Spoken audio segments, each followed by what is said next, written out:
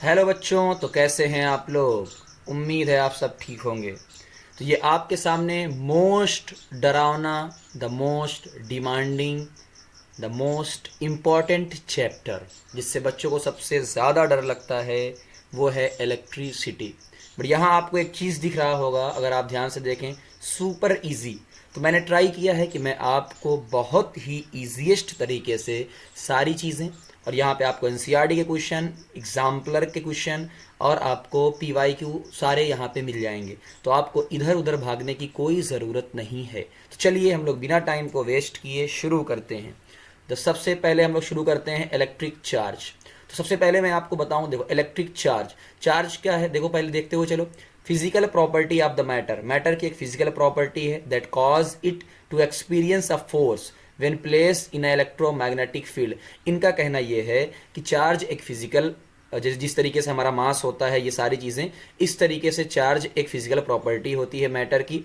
जब आप चार्ज को इलेक्ट्रिक फील्ड के अंदर, आपके सिलेबस में नहीं है, जब आपके इलेक्ट्रिक फील्ड के अंदर चार्ज को रखते हैं तो वहाँ पे फोर्स लगता है। इसका एक फार्मूला आता है F=QE। ठीक, ये पहली चीज़ हो गई। फिर उन्होंने कहा कि भाई देखो जितना हमारे काम की है कि इलेक्ट्रिक चार्ज, इसकी जो यूनिट है वो कूलाम है, तो आपको इस चीज़ पर ध्यान देना है कि उसकी यूनिट क्या है, कूलाम, बस इस पर ही ध्यान देना है। दूसरा, अगर किसी के अंदर से क्या होता है, लॉस ऑफ इलेक्ट्रॉन, मान लो देखो इलेक्ट्रॉन है, इलेक्ट्रॉन, तो अगर इलेक्ट्रॉन लॉस होता है यानी इलेक्ट्रॉन चला जाता है तो पॉजिटिव चार्ज आता है, और अगर आप इलेक्ट्रॉन को ले लोगे तो कौन सा चार्ज आएगा, निगेटिव चार्ज आएगा। ये सबको पता होता है ना, इतनी इंपॉर्टेंट चीज़।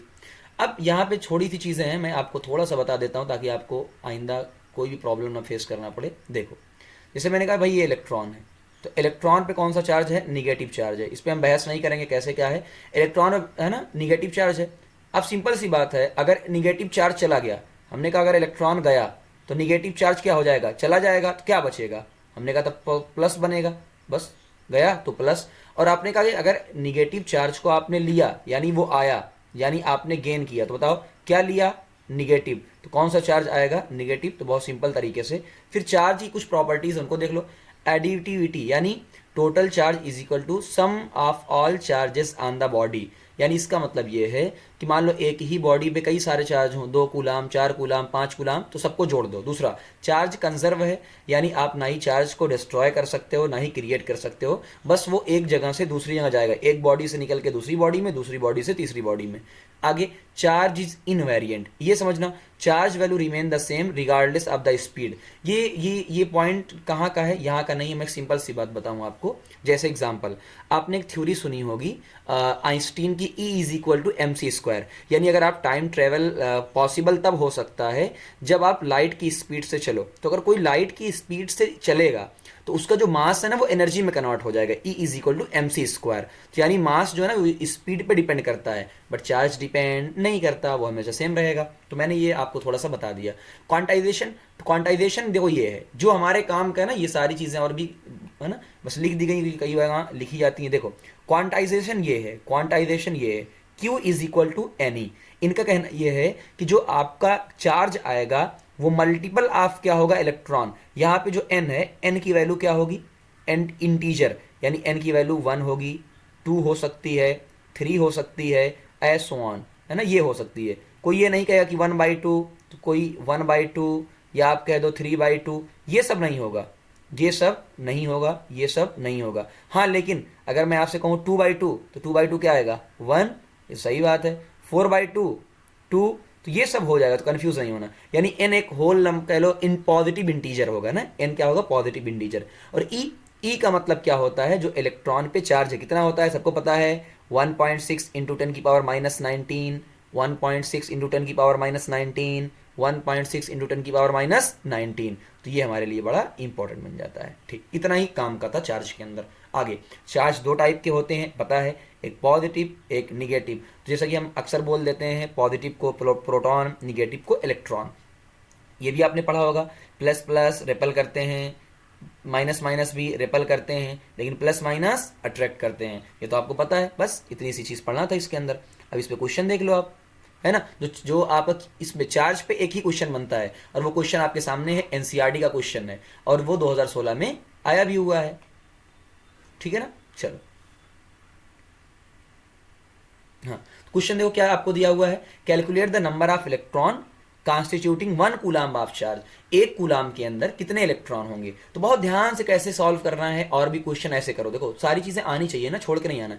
एक इलेक्ट्रॉन है is equal to 1.6 into 10⁻⁻19 coulomb charge, सही बात है, लेकिन हमको तो एक कूलाम के अंदर चाहिए। तो अगर एक कूलाम के अंदर चाहिए तो इस पूरी वैल्यू को उसके नीचे डिवाइड कर दो। तो देखो 1 इलेक्ट्रॉन के नीचे हमने पूरी वैल्यू को डिवाइड कर दिया है। अब बताओ ये -19 जब ऊपर जाएगा तो +19, ये सबको आता है ना, -19 ऊपर जाएगा तो +19, ठीक है, 1/1.6 बचा। अब बताओ ये 1 से ज्यादा है ना, तो मैंने क्या किया है, इस 19 में से एक उधार ले लिया, इस 19 में से एक 0 उधार ले लिया, तो ये क्या बन गया 10, तो ये क्या बचा 18।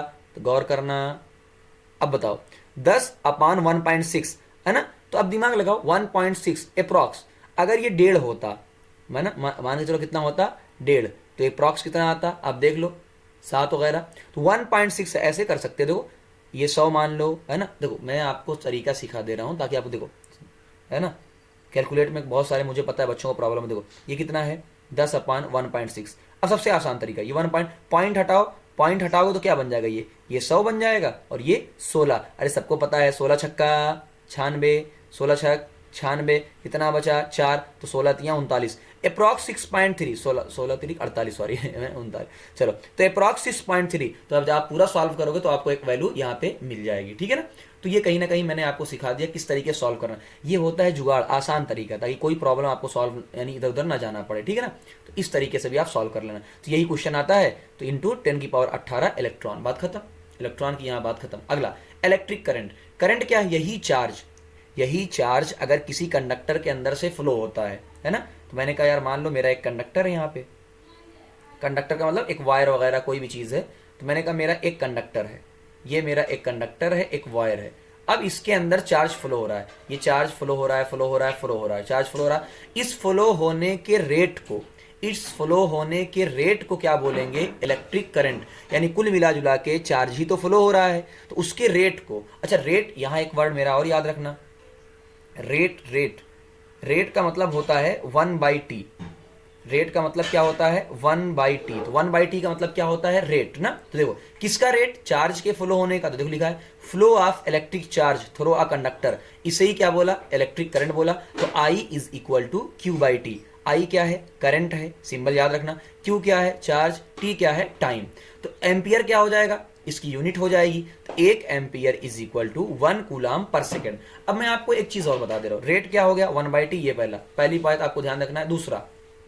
दूसरा जब भी आपको बोले 1 बना, जिसे आपने कहा ना 1 एम्पियर, आपसे कहा यार 1 एम्पियर क्या है, तो एक मैं वर्ड में बोल रहा हूं, जब भी आपको बोले 1 एम्पियर, 1 वोल्ट, 1 ओम, जो भी बोले, तो जो भी आपका फार्मूला है सब में 1 पुट कर दो, सब में क्या पुट कर दो 1। तो देखो I is equal to Q/T, तो मैंने पुट Q का क्या होगा 1 कूलाम्ब, टाइम को 1 सेकेंड। तो देख लो 1 कूलाम चार्ज फ्लो हो रहा है 1 सेकेंड के अंदर, पढ़ के देखो, when 1 coulomb of charge flow in 1 second, इसको ही क्या बोलेंगे 1 एम्पियर बोलेंगे। तो दो चीजें आपको मिली, रेट का मतलब 1/t, 1 एम्पियर का मतलब 1 कूलाम अपॉन 1 सेकेंड। तो आपको ऐसे ही पुट कर देना है ना। ऐसे जो फार्मूला आएगा मैं वहां बताऊंगा, तो आपको ध्यान क्या रखना है, पुट 1 जब भी पूछे 1 पुट 1 तो ऐसे दिमाग में रखना, जब भी पूछे 1 तो क्या करोगे, पुट 1 यानी जो भी फार्मूला होगा उसको 1 पुट कर दो, 1 पुट कर दो, अभी इसी का यूज होगा। चलो आगे, स्मॉलर यूनिट क्या हो जाएगी, यूज होता है, एक बार आया है PYQ के अंदर, मिली एम्पियर। मिली का मतलब 10⁻³ मिली 10 ये याद रखना बहुत इंपॉर्टेंट है। मिली का मतलब 10⁻³ माइक्रो का मतलब -6, माइक्रो -6 रट लो, माइक्रो -6। दूसरा मेजर्ड, ये जो करंट है आप करंट को कैसे मेजर करोगे, हवा में तो लटकेगा नहीं, तो करंट कैसे मेजर करोगे, एमीटर। तो करंट को मेजर करने का काम कौन करते हैं, एमीटर, उसका सिंबल देखो ये पूरा आपका बना हुआ है। दूसरा एमीटर को सीरीज, अभी आप आगे जाके पढ़ोगे बट अभी के लिए याद रखो, एमीटर को सीरीज में कनेक्ट करते हैं। सीरीज का मतलब सीधा सीधा, देखो ये एमीटर ये सीधा सीधा हमने कनेक्ट कर दिया, बल्ब के ऐसे सीधा सीधा कनेक्ट कर दिया। अच्छा इसका रेजिस्टेंस लो होता है, सारी चीजें आपको आगे मिलेंगी, मैं हल्की सी चीजें बताता हूँ। रेजिस्टेंस अगर बहुत कम होगा तो करंट ज्यादा फ्लो होगी, तो करंट ही को तो मेजर करना है, करंट ही को तो मेजर करना है। तो यहाँ मैंने आपको लिख दे, अगर यहाँ लिख देता हूँ, आर का मतलब रेजिस्टेंस है ना, अभी आके जाके पढ़ोगे, अगर आर कम होगा हमने कहा अगर आर कम होगा तो आई का मतलब बेटा करंट, तो करंट क्या होगा, बहुत ज़्यादा, और अगर करंट ज़्यादा होगा तो आप आसानी से मेज़र कर सकते हो, तो ईजिली मेज़र। तो हमने कहा यार हम ईजिली क्या कर सकते हैं, ईजिली मेज़र। बात समझ में आ गई? तो अगर कभी रीज़न भी पूछ ले तो आप ये जान पाओ ना, तो ईजिली आप मेज़र कर सकते हो। तो अगर रेजिस्टेंस आप, अब रेजिस्टेंस बहुत ज़्यादा हुआ, करंट आएगी ही नहीं, तो कहाँ से मेज़र कर पाओगे? बात समझ में आई? चलो आगे। अब यहाँ कुछ छोटी छोटी बातें और हैं, वो देख लो। वो क्या है, देखो एमीटर बात हो गई है। मिली एमीटर का मतलब, मिली का मतलब बहुत कम, जो बहुत कम करंट को नापेगा। गैल्वेनोमीटर का मतलब जो detect and measure tiny electric current, और भी कम इलेक्ट्रिक करंट को गैल्वेनोमीटर आपका मेजर करता है। ओल्ट मीटर जो पोटेंशियल डिफरेंस को मेजर करता है। छोटी छोटी बातें हैं। चलो अब डायरेक्शन ऑफ करंट, यहाँ क्वेश्चन आया है तो एक बार देख लो। डायरेक्शन ज़्यादा इंपॉर्टेंट, बहुत ज़्यादा है नहीं। देखो डायरेक्शन ऑफ करंट में क्या पढ़ना है आपको, इतनी सी चीज़ कि डायरेक्शन ऑफ करंट, पहला जब आप बैटरी लगाओगे, देखो डायरेक्शन ऑफ करंट का मतलब जब आपने बैटरी लगाई, अब बैटरी लगाई, सेल लगाया, तो करंट फ्लो होता है। तो करंट कहाँ से फ्लो होगा, करंट प्लस से, बैटरी के प्लस से माइनस की तरफ जाएगा। तो देख लो जो आपका ये ऊपर देखो करंट जा रहा है, प्लस से माइनस की तरफ जा रहा है, प्लस से माइनस की तरफ। हमेशा जब भी आपको बैटरी मिलेगी तो प्लस से माइनस की तरफ आप जाओगे, प्लस से माइनस की तरफ। चलो ठीक, कन्वेंशनली है ना, कन्वेंशनली जो है चीज़ है आपकी चीज़ है। तो एक चीज़ और देखना, ये क्वेश्चन आपका आया हुआ है, तो इसको बहुत ध्यान से, पहले फिगर को देखो, है ना, फिगर को आप लोग ध्यान से देखो। तो कन्वेंशनली जो करंट आपको यहाँ पे मिल जाएगी, एक मिनट, ठीक है ना, ठीक, जिस तरीके से, तो एक बार एक क्वेश्चन आया है कन्वेंशनली किस तरीके से करंट मानी जाती है। ये देखो हमने ये कहा कि देखो अगर इलेक्ट्रॉन राइट डायरेक्शन में जाएगा तो आपकी करंट कहाँ जाएगी, लेफ्ट डायरेक्शन में, यानी इलेक्ट्रॉन के अपोजिट। आपको बहुत ज़्यादा सिलेबस के अंदर है नहीं, तो इसलिए हल्का सा मैं आपको बताऊंगा। देखो ध्यान से, मैं हल्का सा सिर्फ बताना चाहूंगा कि आपको कैसे पता चलेगा कि सर इलेक्ट्रॉन किधर जाएगा, हमको कैसे पता, तो अब बताता हूँ। देखो इलेक्ट्रॉन कौन चार्ज, इलेक्ट्रॉन पे कौन सा चार्ज, माइनस, क्या माइनस को प्लस खींचेगा, तो देख लो इलेक्ट्रॉन प्लस की तरफ जा रहा है। मैं बहुत कुछ सिंपल तरीके से बता रहा हूँ, और भी रीजन है, सिंपल तरीके से। ये बैटरी का प्लस, ये बैटरी का प्लस, गौर करो, ये बैटरी का प्लस, प्लस इलेक्ट्रॉन को खींचेगा, तो देखो इलेक्ट्रॉन इस तरफ आ रहा है, इस तरफ आ रहा है, तो इसका मतलब करंट अपोजिट डायरेक्शन में। इधर देखो क्या माइनस इलेक्ट्रॉन को भगाएगा, रेपल करेगा, तो देखो ये माइनस है तो इलेक्ट्रॉन इससे रेपल जा रहा है, इससे रेपल जा रहा है, तो यानी बैटरी के प्लस की तरफ इलेक्ट्रॉन आएगा तो प्लस से करंट जाएगी। तो सिंपल सी मैंने आपको बता दिया। चलो बस इतनी सी बात है, क्वेश्चन एक बार पूछा गया। आगे बैटरी या सेल, अब इसको मैं कैसे समझाऊंगा। देखो जब आपका बैटरी या सेल कनेक्ट है या कनेक्ट नहीं है, चलो उसका रीजन आगे देखेंगे। देखो हमने कहा कि यार देखो एक आपके पास क्या है, जैसे आपके पास कोई मटेरियल है, आपके पास क्या है, कोई मटेरियल है, ये वायर है। तो मैंने कहा ये आपके सामने क्या है, कोई वायर है, मटेरियल है, कोई भी चीज़ है, ये वायर है आपके अंदर। तो ऐसा है ना, वायर के अंदर तो इलेक्ट्रॉन होता ही होता है, कोई भी वायर है, कापर का बना है, सिल्वर का बना है, तो उसके अंदर तो इलेक्ट्रॉन होंगे, हमने कहा इलेक्ट्रॉन होंगे। लेकिन जब आपने बैटरी को कनेक्ट नहीं किया तो सारे इलेक्ट्रॉन इधर उधर मूव कर रहे हैं, सारे इलेक्ट्रॉन इधर उधर फालतू में मूव कर रहे हैं, तो जो एवरेज करंट आएगी वो क्या आएगी, जीरो, है ना। कैसे जीरो आएगी, देखो कोई इलेक्ट्रॉन राइट जा रहा है, कोई लेफ्ट जा रहा है, कोई इधर जा रहा है, कोई उधर जा रहा है, सब कोलिजन हो के अपनी एनर्जी को लॉस कर देंगे। तो सिंपल है, कोई करंट नहीं आएगी, रैंडम मोशन हो रहा है ना। कैसे इसको समझना है, देखो जैसे एग्जांपल के तौर पे आपकी क्लास में टीचर नहीं आए, तो सारे बच्चे इधर उधर घूम रहे हैं, कोई किसी का कोई वो नहीं है, पढ़ने लिखने का कोई हुनर नहीं है, सब घूम रहे हैं, इधर उधर शोर हो रहा है, कोई पढ़ाई लिखाई नहीं हो रही, कुछ भी नहीं हो रही। बच्चे हैं, सारे बच्चे क्लास के अंदर हैं, लेकिन कोई पढ़ाई नहीं हो रही क्योंकि टीचर है ही नहीं। लेकिन जैसे ही बैटरी कनेक्ट हो गई, जैसे ही बैटरी कनेक्ट हो गई यानी टीचर आ गया, अब देखो अब सब एक पार्टिकुलर डायरेक्शन में आराम से बैठ के पढ़ रहे हैं, यानी आराम से जा रहे हैं। तो बैटरी के प्लस की तरफ ये सेल लगा हुआ है, बैटरी लगी हुई है ना, ये सेल या बैटरी आपकी लगी हुई है। देखो ये मिट गया इधर, ये सेल या बैटरी कह लो, यानी पोटेंशियल डिफरेंस अप्लाई है ना। ये अभी आएगा, बैटरी को क्या होता है, पोटेंशियल डिफरेंस। तो देखो प्लस इलेक्ट्रॉन किधर खींचेंगे, सारे इलेक्ट्रॉन देखो किधर आ रहे हैं, प्लस की तरफ आ रहे हैं, और करंट किधर जा रही है, प्लस से जा रही है। यानी जब आपने बैटरी को कनेक्ट कर दिया तो आपकी करंट फ्लो होने लगी। क्यों होने लगी, क्योंकि सारे इलेक्ट्रॉन एक डायरेक्शन में आ गए, ठीक है ना। चलो इतनी सी बात। आगे अब इलेक्ट्रिक सर्किट की बात करते हैं। सर्किट का मतलब क्या है, देखो सर्किट का सिंपल क्या, close path of electric current. यही जो इलेक्ट्रिक करंट फ्लो हो रही है इसका क्लोज पाथ है ना। क्लोज पाथ यानी पूरा आपने एक सेल लगाया, एक बल्ब लगा दिया तो जलेगा, एक वायर आपने लगाया, जाहिर सी बात है वायर, और एक आपने स्विच लगाया। अब सबसे पहले देखो बैटरी लगाया तो आपने क्या दिया, पोटेंशियल डिफरेंस। तो ये करंट यानी यही बैटरी का मैंने माना ये प्लस है, चलो मैंने कहा यार ये जो बैटरी है ये बैटरी का प्लस है, कलर बहुत वो वाला लेना पड़ेगा। चलो ये बैटरी है, ये बैटरी का प्लस है, ये बैटरी का माइनस है। तो प्लस से देखो करंट निकलेगी, तो करंट निकलेगी और इस बल्ब के अंदर जाएगी, तो बल्ब क्या करेगा, चमक चमक चमक चमक जाएगा ना, जलेगा। और ये स्विच आपकी है, स्विच है, तो स्विच से क्या कर सकते हैं, ऑन और ऑफ कर सकते हो आप ना। अब भाई स्विच को क्या कर सकते हो आप, ऑन कर सकते हो और ऑफ कर सकते हो। एक चीज़ का और ध्यान देना, एक चीज़ का और ध्यान देना, क्या ध्यान देंगे, ये अच्छा, ये जो वायर है ना, ये वायर कैसा होना चाहिए, कोई बताएगा। ये वायर आपका होना चाहिए कंडक्टिंग। कैसा होना चाहिए बेटा, ये वायर आपका होना चाहिए कंडक्टिंग।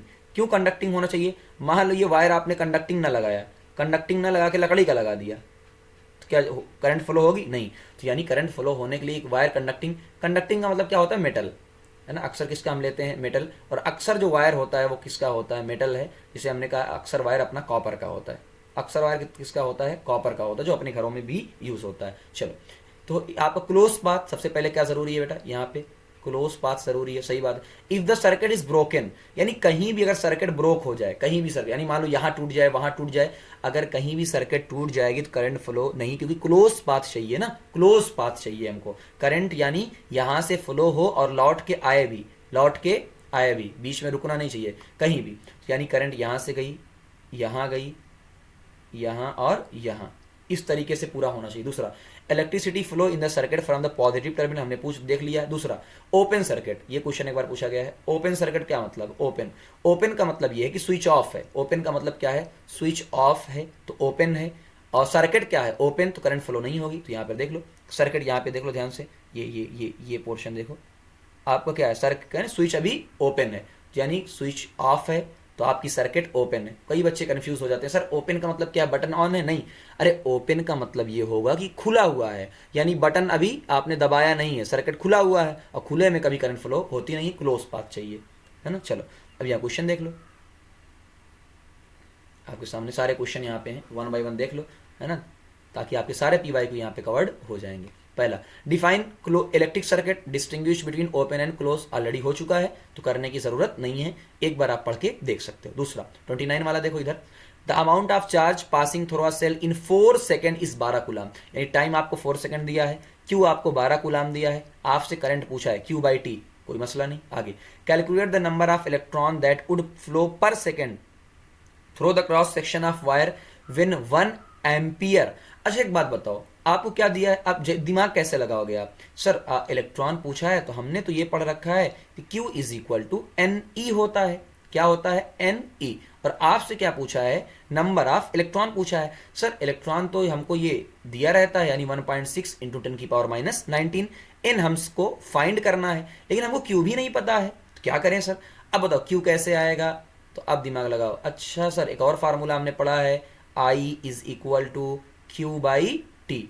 अच्छा ये, हाँ ये, तो यहां से हमें क्या मिल जाएगा, Q मिल जाएगा I इंटू टी। तो देख लो आपको Q I इंटू टी क्या मिल गया, I इंटू टी, यानी 1 कूलाम्ब है। आपको ध्यान से 1 ampere into 1 second, cross of wire 1 ampere flow, calculate number flow per second, तो इसने पर सेकेंड बोला है ना, यानी 1 सेकेंड आपको टाइम दिया है, तो आपका चार्ज 1 कूलाम आया। अब ये तो पुराना क्वेश्चन बन गया, ये तो पुराना क्वेश्चन बन गया, तो उसी क्वेश्चन को खाली इसने घुमाया है, तो आपको कंफ्यूज होने की जरूरत नहीं है। आगे ओके, आओ क्वेश्चन नंबर 39, इस साइड आओ, राइट साइड। अ लार्ज, हाँ यही रीजन देखो, a large number of free electron are present in metal at no current flow in the absence of electric potential, यानी अगर आप इलेक्ट्रिक पोटेंशियल नहीं देते हो तो आप करंट फ्लो नहीं होता है, जबकि उसके अंदर इलेक्ट्रॉन तो होते हैं। तो बताइए क्या रीजन, इसके पीछे क्या जस्टिफिकेशन आप देंगे। देखो पढ़ के एक बार मैं बता देता हूँ। Though there are large number of free electron present in a conductor but their motion is random, तो क्या मिला हमको यहाँ पे कि उनका जो मोशन होता है रैंडम मोशन होता है ना, तो ये हमने पहले बात, random motion. There average velocity is zero, मैंने कहा था ना उनकी जो एवरेज वेलोसिटी होती है वो क्या होती है, चलने की जीरो। Hence there is no current flowing in the conductor but when a potential difference is applied across the end of the conductor is set the electron to move in a direction, एक direction. तो मैंने कहा random motion में तो average velocity zero, तो वहां पे लिख लो, यहाँ देखो, यहाँ मैं लिख दे रहा हूं ताकि आप बाद में देखोगे तो आपको पता चल जाएगा कि जब आप पूरा रैंडम मोशन होता है तो जो एवरेज वेलोसिटी आती है, मैं लिख देता हूँ एवरेज, सबकी मिला के ना, तो जो एवरेज वेलोसिटी आएगी इलेक्ट्रॉन की, एवरेज वेलोसिटी वो क्या आएगी, जीरो। तो average velocity is equal to zero, तो आपकी करंट भी जीरो आ जाएगी। अच्छा रीजन क्या होता है, मैं क्लास 12 का एक फार्मूला लिखता हूँ, I is equal to N E A V D, है ना, एक फार्मूला है, मैं आपको याद नहीं, यहाँ से आपको यानी average velocity, drift velocity, average velocity आएगा, वो जीरो आ जाएगी तो आपकी करंट भी क्या आ जाती है, जीरो, है ना। मैं समझाने के ताकि कहाँ से आई सर, इसका क्या रोल लेना देना है, तो बहुत सारी चीज़ें आप 12th में आगे जाके पढ़ोगे। चलो आगे 47 नंबर क्वेश्चन देखो, mention the condition under which the charge can move in a conductor. हमने पहले ही कहा था भाई पोटेंशियल डिफरेंस अप्लाई आपको करना पड़ता है, और नेम द डिवाइस, है ना, कौन सा डिवाइस, पोटेंशियल डिफरेंस सेल, सबको पता होता है। चलो आगे, an electric iron draw a current of 0 point, current आपको दिया है और आपको वोल्टेज भी दिया हुआ है, और आपसे पूछा है amount of electric charge. Electric charge, ये अच्छा क्वेश्चन है, यहाँ आपको थोड़ा सा दिमाग लगाना। 1 घंटे के अंदर, 1 घंटे के अंदर। अब एक चीज मैं आपको पहले क्लियर देता हूँ, आपको क्या चाहिए, चार्ज। तो मैंने कहा सर चार्ज चाहिए तो Q is equal to I into T. देखो यहाँ फार्मूला मैंने लिखा है, यहाँ से आप देख सकते हो, अगर आपको Q फाइंड करना है तो आई इंटू टी, ठीक है, आई इंटू टी। कुछ बच्चों का सवाल आएगा सर ये 200 वोल्ट क्यों दिया है। भाई इस 200 वोल्ट का कोई काम नहीं है, इस 200 वोल्ट का कोई काम नहीं है, मतलब ये सिर्फ इन्फॉर्मेशन, मतलब बैट कि हाँ आपने बैटरी लगाई है, बट कुछ बच्चों का दिमाग ये चलने लगता है कि सर 200 वोल्ट दिया कुछ तो काम होगा। भाई जरूरी थोड़ी हर चीज का काम हो, बस टाइम क्या आया एक। अब यहाँ आपको ध्यान देना है, ध्यान क्या देना है, इसके ऊपर 1 आवर दिया है तो आप किसमें कन्वर्ट करोगे, 3600 सेकंड के अंदर, बस आप मल्टीप्लाई कर दो। बात समझ में आई, आप मल्टीप्लाई कर दो, चलो खत्म। इतना ही आसान था, पूरा करंट वगैरह खत्म। सर्किट डायग्राम की बात कर लेते हैं थोड़ा सा, क्योंकि कई बार पूछा गया। सर्किट डायग्राम, आओ कंपोनेंट और उसका आपको बस पता होना चाहिए। देखो ध्यान से, एन इलेक्ट्रिक सेल, सेल का मतलब देखो एक प्लस एक माइनस, एक बड़ा एक छोटा, ठीक है। बैटरी, बैटरी का मतलब कॉम्बिनेशन ऑफ द सेल, यानी एक से ज्यादा होना चाहिए, तो वो क्या हो जाती है आपकी बैटरी। स्विच ओपन, देखो ये ओपन है यानी कुछ भी नहीं लगा हुआ है तो ये ओपन है, और आपका स्विच क्लोज, तो इस पे ध्यान देना, ये क्वेश्चन आ चुका है, कौन ओपन होता है कौन क्लोज। ये क्या है, वायर ज्वाइन है कई सारे। ये क्या है, विदाउट ज्वाइन, अगर आप क्रॉस करवाएंगे तो इसको ध्यान दे लेना, यहाँ गलतियां होती हैं। आगे इलेक्ट्रिक बल्ब सबको पता होता है, रेजिस्टेंस आएगा, ये सबसे इंपॉर्टेंट है भाई, सबसे इंपॉर्टेंट यही है।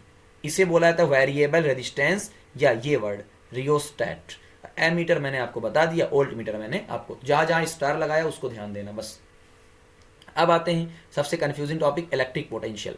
अब समझना बेटा, इलेक्ट्रिक पोटेंशियल, अभी आपने बात किया कि सर हमने बैटरी लगाया, पोटेंशियल डिफरेंस दिया तो चार्ज मूव होने लगा, तो what is the meaning, what is the meaning. पहले आप इलेक्ट्रिक पोटेंशियल को समझो। एक सिंपल सी बात बता रहा हूं मैं, इस फिगर से आपको समझाता हूं। देखो मान लो आपका कोई चार्ज, पहले मानो कौन सा चार्ज, प्लस क्यू, प्लस का मतलब पॉजिटिव, क्यू का मतलब 1 कूलाम मैंने माना, यूनिट पॉजिटिव चार्ज, इसको अब लैंग्वेज में आपके बोला गया यूनिट पॉजिटिव चार्ज।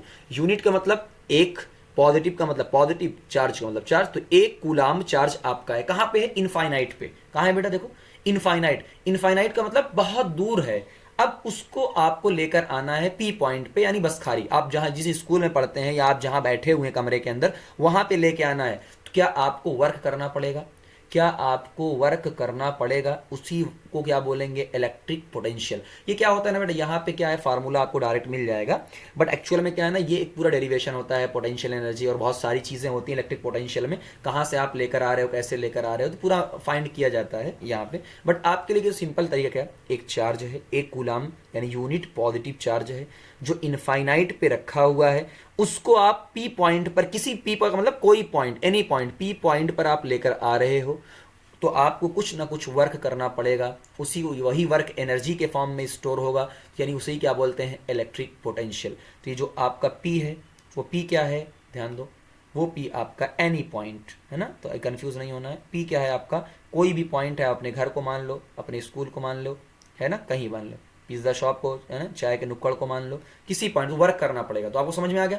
तो what is the meaning of potential difference, तो जो सेल या बैटरी की पावर होती है, यानी अब यहां दोनों में अंदर समझना, the amount of work done in bringing a unit positive charge, इसमें दोनों सेम है, from infinity to that point, यानी ये कहां से लेकर आ रहे हैं, इन्फिनिटी से, ये कहां से लेकर आ रहे हैं, एक पॉइंट से दूसरे पॉइंट पर। यानी अगर आपको इस पॉइंट से इस पॉइंट पर लेकर जाना है, इसे बोलेंगे पोटेंशियल डिफरेंस, यानी 2 पॉइंट के बीच का पोटेंशियल डिफरेंस। बस इतनी भी बातें हैं ना, तो दोनों में यही अंतर है। दोनों, अच्छा ये क्या, potential difference is created by the battery, किससे क्रिएट किया जाता है? जाहिर सी बात है बैटरी से क्रिएट किया जाता है, यानी होता नहीं है, आप क्रिएट करते हो प्लस और माइनस। देखो डिफरेंस आएगा नहीं, एक तरफ पूरा प्लस एक तरफ माइनस, दो पॉइंट के बीच में जो डिफरेंस आया वही से पोटेंशियल डिफरेंस। बात समझ में? इतनी सी बात है।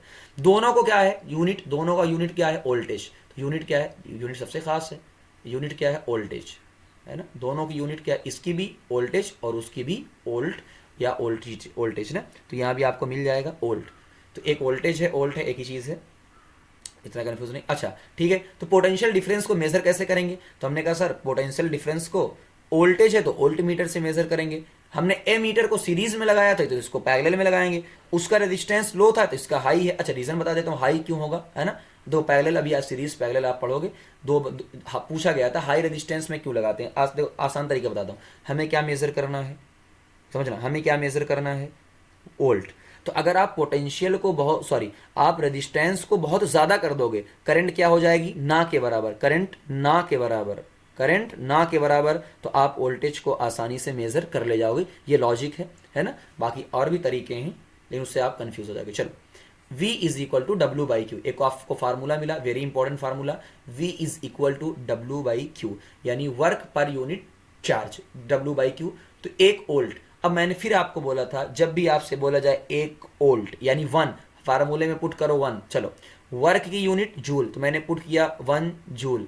क्यू की यूनिट कूलाम, तो मैंने पुट किया 1 कूलाम। तो यानी सिंपल तरीका है, एक कूलाम किस चार्ज को लेके जा रहे हो? इसी क्यू को लेके जा रहे थे आप। तो एक कूलाम को ले जाने में 1 जूल वर्क आपको खर्चा करना पड़ेगा, उसे क्या बोलेंगे? 1 वोल्ट बोलेंगे। तो 1 वोल्ट आप डिफिनीशन देख लो। अब यहाँ एक चीज और बता देता हूं, वर्क को ही एनर्जी बोलते हैं। तो क्वेश्चन अभी आपका, तो वर्क ही क्या है? एनर्जी। तो एनर्जी बोले तो आपको कंफ्यूज नहीं होना है, वर्क ही स्टोर होता है। क्लास 9th में आप पढ़ के आए थे। दूसरा फार्मूला आपने पढ़ा था पावर का, power is equal to W by T. Power is equal to W by T, power is equal to W by T, है ना। आपने पढ़ा है 9th में, तो आप तो 10th वाले हो ना।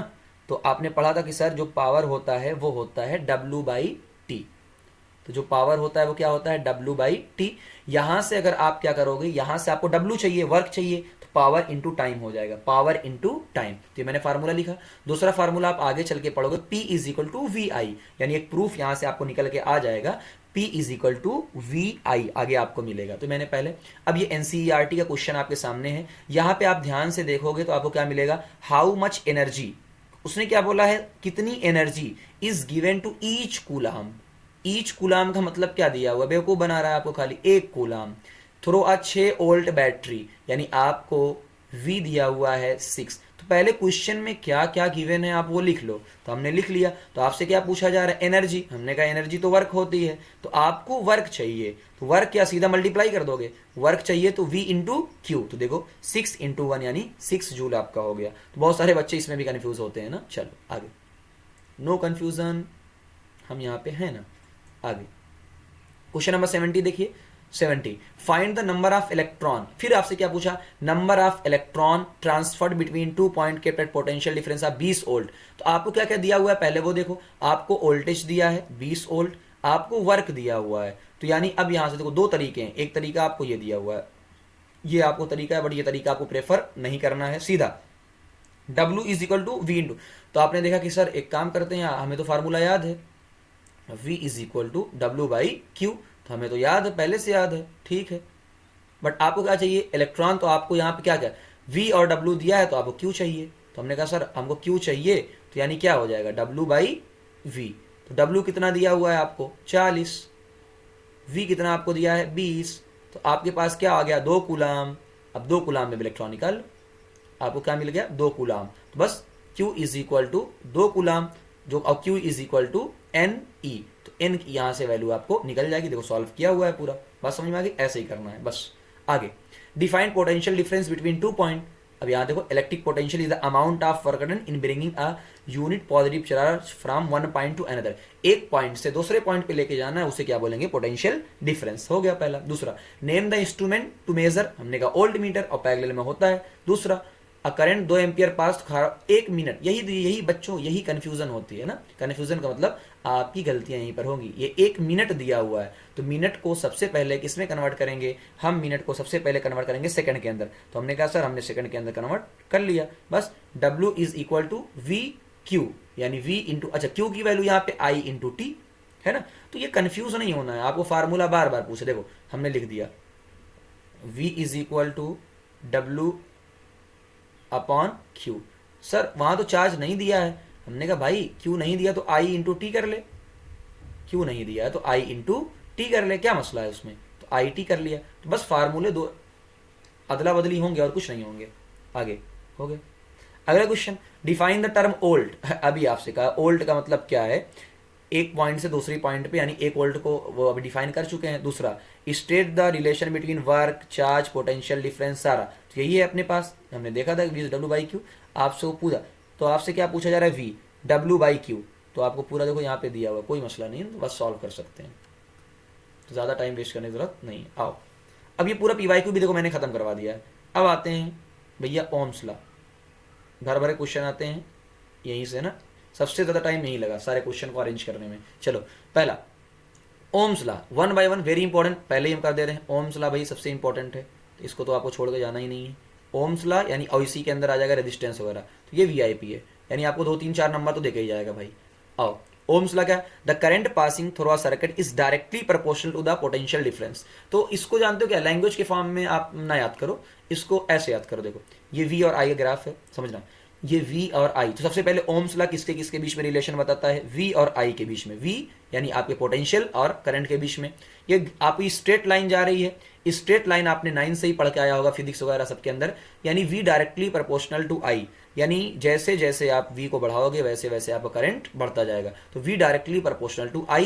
तो अगर जब भी कोई भी डायरेक्टली प्रोपोर्शनल या कोई भी प्रोपोर्शनल क्या नाम से बोलते हैं, प्रोपोर्शनलिटी कांस्टेंट हटता है तो कोई कांस्टेंट आता है। तो हमने कहा यहाँ पर एक कांस्टेंट आया जैसे R, तो R क्या है, एक कांस्टेंट है फॉर द गिवन कंडक्टर, जो भी आपका कंडक्टर होगा, जो भी चीजें होंगी उसमें R एक कांस्टेंट होगा। और R रेजिस्टेंस का काम करेगा, क्या करेगा, रेजिस्टेंस का यानी रुकावट पैदा करने का काम करेगा। जिस तरीके से आपने पढ़ा है, जब आप आगे चलते हो तो फ्रिक्शन आपको पीछे खींचता है, ऐसे ही जब वायर के अंदर करंट फ्लो होता है तो उसको रोकने का काम कौन करता है, रेजिस्टेंस करता है। चलो आगे देखते हैं, पहले ये इतनी बात हो गई। अब जैसे ये पे देखो, ये भाई साहब करंट है, पीछे से ये पावर यानी एनर्जी धक्का मार रहा है, ले भाई जा, ले धड़ाम से, यानी जैसे आप आगे, तो वोल्टेज क्या कहता है, करंट से तू भाई चल, लेकिन ऊपर देखो कौन बैठा है, ऊपर रेजिस्टेंस कह रहा है ना हम नहीं जाने देंगे, तो ऊपर पकड़ कर वो खींच रहा है, यानी रजिस्ट कर रहा है। हमने कहा ठीक है सर ऐसी बात है, देख लेते हैं। यानी आपके पास क्या आया, V is equal to I R, तो एक फार्मूला आपको मिल गया, V is equal to I R का फार्मूला यहाँ पे ओम्स लॉ आपका मिल गया, V is equal to I R. बात समझ में आई, तो यहाँ पे मैं इसको डब्बे के अंदर बंद कर देता हूँ।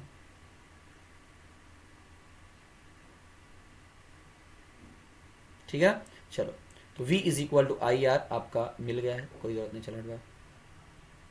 चलो V is equal to I R आपका मिल चुका है। चलो आगे आते हैं, V is equal to I are.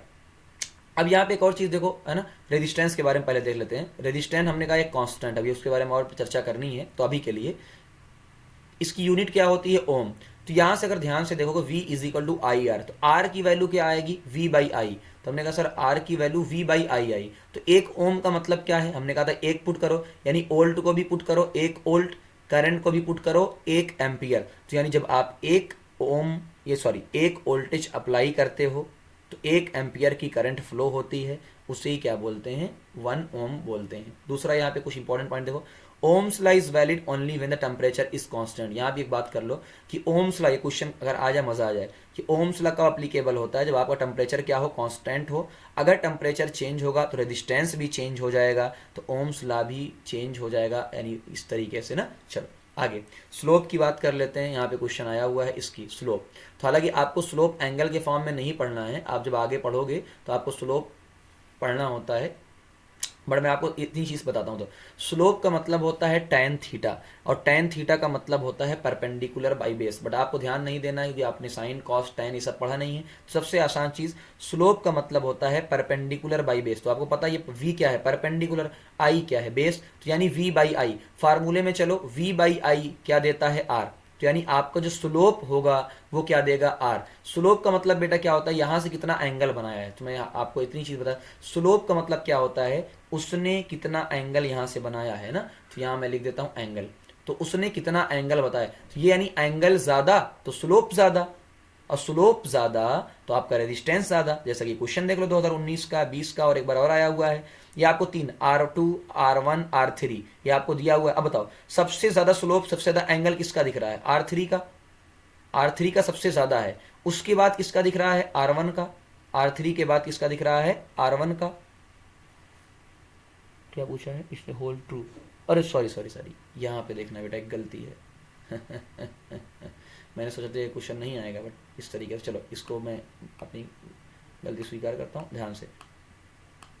वैसे कोई ऑप्शन है नहीं। अब इधर इधर देखो ध्यान से बेटा, ये V/I है, लेकिन एक ग्राफ इन लोगों ने ऐसा बना दिया है। मैं ग्राफ आपको बना के दिखा दे रहा हूँ, है ना, ग्राफ आपको बना के दिखा दे रहा हूँ। यहाँ पे देखो,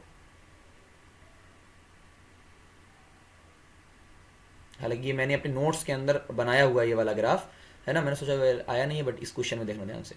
आपसे ये कहा जा रहा है, आपसे ये कहा जा रहा है, यहाँ पे उन लोगों ने रखा है अब I, ताकि दोनों पैटर्न हो जाएगी। यहाँ पे क्या रखा है? I, यहाँ पे क्या रखा है? V। और फिर से स्लोप, इस बार देखना ध्यान से, स्लोप इज इक्वल टू, हमने कहा सर स्लोप वही कहानी लगा, slope is equal to perpendicular by base. Sir ठीक है, इस बार परपेंडिकुलर पे क्या दिया हुआ है? I, इस बार आपको क्या दिया हुआ है यहाँ पे? V।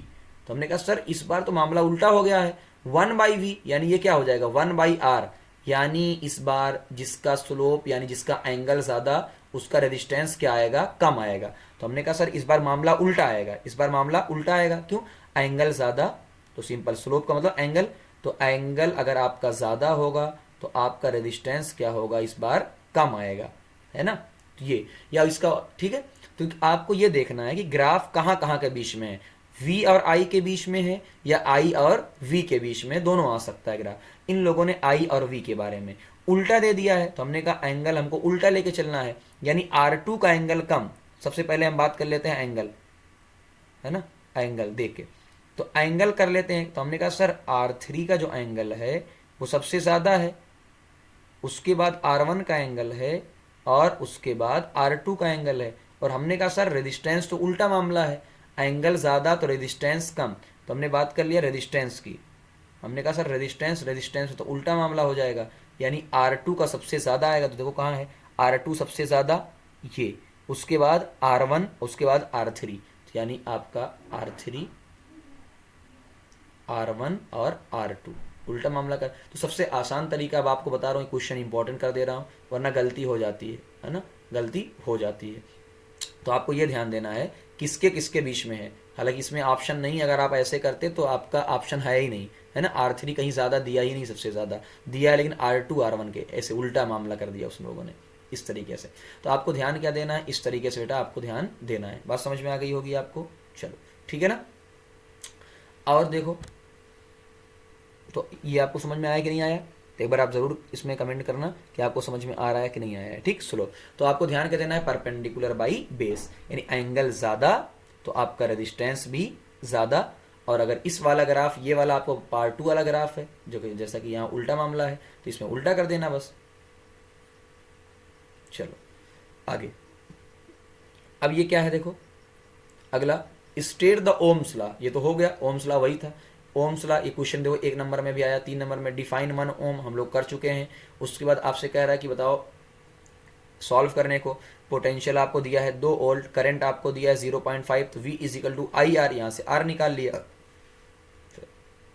अगला क्वेश्चन, तो अब सारे क्वेश्चन देख लो। यहाँ पे एक ग्राफ आपको दिया हुआ है नाइक्रोम वायर का, और ग्राफ आपसे पूछा जा रहा है कैसा है। तो हमने कहा देखो ग्राफ कैसा है? स्ट्रेट लाइन है। स्ट्रेट लाइन का मतलब कांस्टेंट। इस ग्राफ से आपको क्या पता चले? ये ग्राफ कैसा है? स्ट्रेट लाइन है। इसका मतलब क्या है? रेजिस्टेंस आपका कांस्टेंट रहेगा, चेंज नहीं होगा। तो रेजिस्टेंस ग्राफ स्ट्रेट लाइन क्या आती है बेटा? कांस्टेंट आती है ना, उसका एंगल क्या आता है? कांस्टेंट है। तो ओम्स लॉ वैलिड होगा, V is equal to I R. तो स्लोप क्या है? V by I, R is equal to constant. तो एक चीज़ आपने पढ़ी होगी, पता नहीं कि नहीं मुझे, लेकिन जो आपका स्ट्रेट लाइन होता है, स्ट्रेट लाइन का जो एंगल है या जो स्लोप है वो हमेशा कांस्टेंट रहता है, कहीं का भी ले लो। तो स्ट्रेट लाइन जो होती है ना, स्ट्रेट लाइन, तो ये क्या रहती है? कांस्टेंट। इसका जो देखो ये सीधी ना, तो एंगल चाहे यहाँ से लो, चाहे यहाँ से लो, चाहे वहाँ से लो, एंगल हमेशा सेम रहेगा। तो एंगल इसका क्या रहेगा? और एंगल ही क्या बता रहा है? रेजिस्टेंस। तो इसका जो ये एंगल है, तो स्लोप डायरेक्टली, तो स्लोप इज इक्वल टू ये, और ये क्या रहता है? कांस्टेंट, क्योंकि स्ट्रेट लाइन है ना, स्ट्रेट लाइन है, तो ये क्या रहता है? कांस्टेंट रहता है। तो मैंने क्वेश्चन को देख के यही बता दिया आपके सामने। ठीक है। और आपसे कह रहा है कि आप सर्किट बनाओ, तो आपने देखो बैटरी बना दी, रेजिस्टेंस लगा दिया और आपने स्विच लगा दिया, ठीक है। इस क्वेश्चन को भी देख लो, ये आपके क्वेश्चन नंबर 9, 2 या 3 नंबर का क्वेश्चन है। तो आपको वैल्यू दी हुई है, देखो 1 पे ये 1 है, ये देखो ध्यान से कि नीचे 1 उधर 2, और जब नीचे 2 तो इधर 4, जब इधर 3 तो इधर 6, इधर 4 तो इधर, यानी एक कांस्टेंट टर्म में बढ़ रहा है। देखो 0 पे 0, 1 का 2, 2 का 4, 3 का 6, यानी डबल हो रहा है। क्या हो रहा है? डबल। इसका स्लोप निकाल लो, और स्लोप किसी से भी निकालो बेटा, मैंने कहा ना स्लोप किसी भी पॉइंट का निकाल लो, एंगल कहीं का भी निकालो। मैं करके दिखा दे रहा हूं आपको, बारी बारी करके दिखा रहा हूं। अभी स्लोप, स्लोप क्या देता है? रेजिस्टेंस देता है, यानी परपेंडिकुलर बाई बेस, तो 1/1 पहले 2/1, 2/1 तब भी वही आंसर आएगा, 2/1 तब भी वही आंसर आएगा। 4, ये देखो सेकंड पॉइंट पे चलो, सेकंड पॉइंट पे क्या है? 4, तो 4/2 तब भी आंसर वही आएगा। 6/6 है तो 3 है, जब इधर भाई, जब इधर 6 इधर 3 तब भी वही आंसर आएगा। जब इधर 8 है तो उधर 4 है, जब उधर 8 है तो 4 है, तब भी वही आंसर आएगा। जब इधर 10 है तो इधर 5 है, तब भी वही आंसर आएगा। यानी आंसर कितना आया उस स्लोप का? 2। और यही क्या बताता है? रेजिस्टेंस। तो हमने कहा जो हमने एंगल निकाला R इज इक्वल टू 2, यानी परपेंडिकुलर बाई बेस कितना आया हमारा? 2 आया। तो देख लो, है ना। तो कैसे भी निकालोगे आपका वही आएगा। तो यही बोला जाता है कि स्लोप कांस्टेंट होता है। अब आपको समझ में बात आ गई होगी, अब आपको बात समझ में आ गई होगी ना। किसी 2 पॉइंट का निकाल लो, किसी 2 पॉइंट का माइनस करके निकाल लो, तब भी आंसर वही आएगा। बात समझ, किसी भी तरीके से आ गया। फिर वही क्वेश्चन देखो ध्यान से, इस तरफ एक ग्राफ आपको दिया है, तो what do you infer from this graph? हमने तो क्या है, इस ग्राफ से हमको ये पता चलता है जैसे जैसे आप वोल्टेज को बढ़ाएंगे करंट बढ़ेगी और रेजिस्टेंस आपको कांस्टेंट आएगा। और लॉ कौन सा है? Ohm's law. बस खत्म। अगला क्वेश्चन 124 देखो, आपको क्या दिया हुआ है? V 1.5 वोल्ट दिया। जो चीजें दिया हो वो आप लिख लिया करो। और R इज इक्वल टू 30, तो V is equal to IR, और I आपका यहां से निकल गया। बात समझ में आ गई? चल फिर अगला क्वेश्चन 5 नंबर में, state the Ohm's law. Ohm's law आप बताओ, सर्किट डायग्राम बताओ, और इसका ग्राफ बताओ। जो जो जितनी भी चीजें आपको यहाँ पे हैं सब आपने यहाँ बता दिया, ठीक है ना। ओम्स लॉ देखो, इसलिए मैंने क्वेश्चन लिखा है, ये ऑलरेडी कर चुके हैं तो कोई करने की जरूरत दोबारा है नहीं। चलो 108 नंबर देखो, 108 नंबर क्या कह रहा है कि name the state the law that give relationship between the current through conductor and the potential. तो हमने कहा भाई V और I के बीच में जो लॉ है वो कौन सा है? Ohm's law. वैसे भी अगर आप भूल जाओ तो याद रखना, आपके सिलेबस के अंदर एक ही लॉ है ही, ओम्स लॉ। कोई किरचॉफ लॉ नहीं है, कोई वोल्टेज लॉ नहीं है, कोई और कुछ नहीं, सीधा क्या है आपका? सीधा ओम्स लॉ है। आगे तो आपको ड्रा द VI ग्राफ, है ना, VI ग्राफ बना दो। उसके बाद आपको नेम बताना है, तो हमने पहले ही कहा था ये इंपॉर्टेंट, देखो वेरिएबल रेजिस्टेंस, और आपका क्या है? ये क्लोज की, तो ये क्वेश्चन आ चुका है ऑलरेडी। 69 देख लो, ग्राफ है, फिर वही सेम चीज आई, ग्राफ है। तो मैंने कहा था आपको यार किसी भी तरीके से आप बनाओ ग्राफ, किसी भी तरीके से बेटा ग्राफ बनाओ, कहीं से भी आपका आंसर कितना आएगा? 2 ओम आएगा। तो देख लो, तो इन लोगों ने क्या किया है? चेंज लिया है ना। 8 और 6 के बीच में चेंज लिया है, तो इधर 4 और 3 के बीच में चेंज लिया। चेंज ना भी लोगे आप तब भी आंसर उतना ही आएगा। 8/4, 6/3, 4/2, 2/1। और जैसे ही आपका रेजिस्टेंस आ गया V is equal to IR, आपका I आ गया। चलो 103 नंबर देख लो, 103 नंबर आपसे कह रहा है कि आप यार ये high resistance volt meter connect करते हैं और रीडिंग 2 वोल्ट है, इलेक्ट्रिक सेल स्टैंडिंग 0.4 एम्पियर। तो आपको पूरा सर्किट वगैरह सारी चीज़ें, तो आपसे कह रहा है कि V पहला सर्किट बना दो। सर्किट आपने बनाया, तो ये देखो वोल्ट को सबसे पहले आपने कहाँ लगाया? पैरेलल में। तो ये आपका बल्ब है ना, ये क्या है? ये आपका बल्ब है। तो यानी जो भी आपकी हीटिंग डिवाइस है, जो भी बल्ब है, जो भी रेजिस्टेंस है, उसके आपने पैरेलल में इसको कनेक्ट किया। तो एक कुछ देखो आपने क्या लगाया? पैरेलल। तो यहाँ सारी कहानी जो हमने पहले पढ़ी थी सब आ गई, है ना। हमने यहाँ इसको क्या लगाया? पैरेलल में। पैरेलल ही पैरेलल, उतना तो पता है। अभी सीरीज पैरेलल, कुछ लोग कहेंगे सर सीरीज पैरेलल पढ़ाया ही नहीं, कैसे लगा लें? ओ भाई पैरेलल तो उतना पता है कि ये 2 लाइन पैरेलल होती है, इतना तो मैथ में भी पढ़ा है बचपन से। चलो आते हैं, अब आते हैं कि सर ये क्या है? ये तो हमने कहा सर ये तो एमीटर है। ये क्या है? एमीटर। ये वोल्ट मीटर हो गया, और ये क्या हो गया आपका? एमीटर। तो एमीटर कहाँ लगाया है? करंट नापता है। तो हमने कहा सर एमीटर को हमने सीरीज के अंदर लगा दिया है, ठीक है, सीरीज के अंदर लगा दिया है। तो करंट फ्लो हो रही है, प्लस प्लस से करंट फ्लो हो रही है आ रही, ठीक। अब आपका V is equal to 2 volt है, I इज इक्वल टू 0.4, तो according to Ohm's law V is equal to I R, यहाँ से R निकल के आ गया, ओम्स लॉ आपके सामने आ गया, ठीक है ना। Law making V I show nature of graph, और ग्राफ का नेचर कैसा होता है, स्ट्रेट लाइन होता है, तो आपको सबको पता, कितनी बार भी क्वेश्चन करवा दिया। 89 क्वेश्चन देखो, अब सिर्फ 89, define electric current and state the SI unit. अब करंट हमने डिफाइन कर दिया है, एसआई यूनिट कूला, इसकी क्या नाम है, करंट की एम्पियर होती है, ये सारी चीज़ें आपको बता दी गई हैं, बस क्वेश्चन देख लो। स्टेट ओम्स लॉ, ये भी हो चुका है, यानी 89, 85 और 94, देखो खाली पढ़ के एक बार देख लो। अगला देखो, आपसे कह रहा है कि ये हमने दिया है V और I 0.5 पे 1, 1 पे 0.2, 1.5 पे 3, ये सारी चीज़ें आपको दी हुई।